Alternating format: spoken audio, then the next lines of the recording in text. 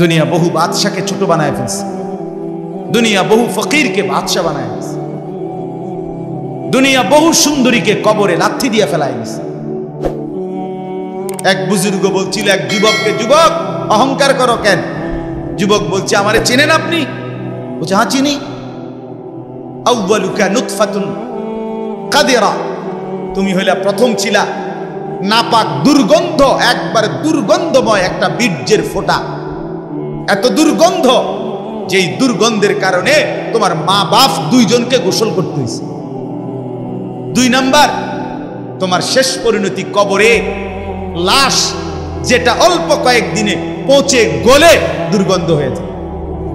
3 number, তুমি যে এখন হাঁটাচলা করতেছ, তোমার পেট যদি ছিদ্র করে, ফুঁক পারে ছিদ্র করে, বের হবে দুর্গন্ধময় কতগুলো পায়খানা।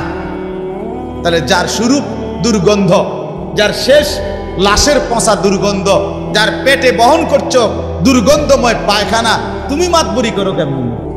এই জন্য অহংকার না করি যুবক। একজন ছেলে হলেও বুঝো, 2 জন হলে 2 জন বুঝো। ভাই আমি জানি আমার প্রতিদিনকার বলার ক্ষেত্রে আমার উদ্দেশ্য থাকে একটাই, সবাই একসাথে দিনদার হবে না, কিন্তু চেষ্টা করে যাই এই আশায় যে একটা ছেলেও বদলে যাবে, 2টা ছেলেও বদলে যাবে, কোনো একজন যুবকও যদি বদলে যায় আমার 100 বছরের চেষ্টায়, আর আল্লাহ যদি আমার এর বরকতে মাফ করে দেয়, তো আমি বেঁচে গেলাম।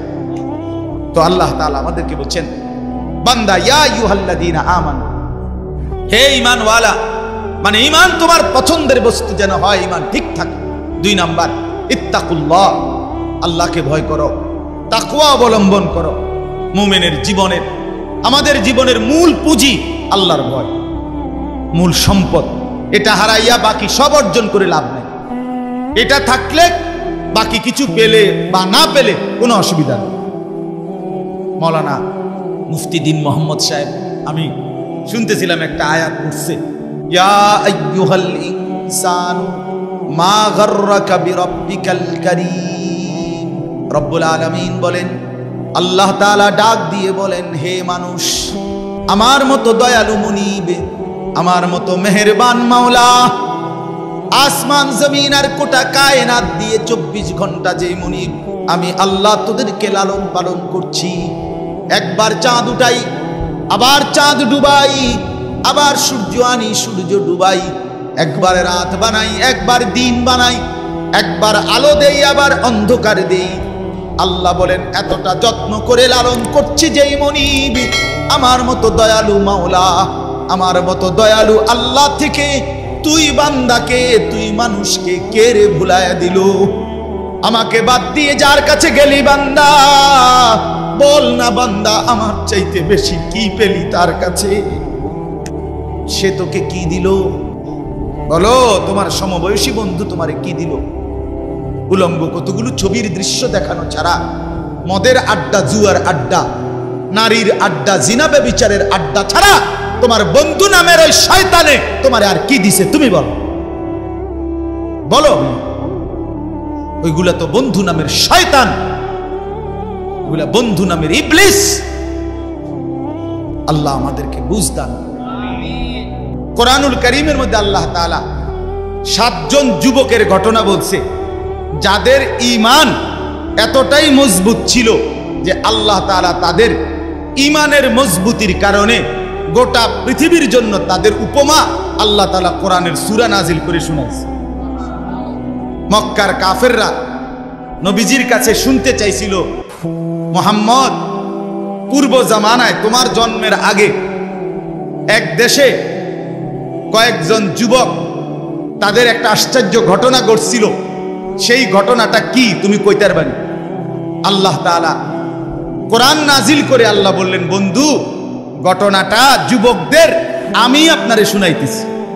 নাহনু নাকুসু আলাইকা নাবাআহুম বিল হক ইন্নাহুম ফিতয়াতুন আমানু বিরাব্বিহিম। আল্লাহ বলেন, যে ঘটনাটা শুনতে চাইছে এটা হলো ওই যুবকদের ঘটনা, যেই যুবকরা আমার উপরে ঈমান এনেছিল, আমি তাদের ঈমান হেদায়েত আমি নিজ হাতে বাড়ায় দিয়েছি। আল্লাহ বলেন, আমার পছন্দ হয়েছিল। এজন্য ভাই, মুসলমানের ঈমান আল্লাহর পছন্দ।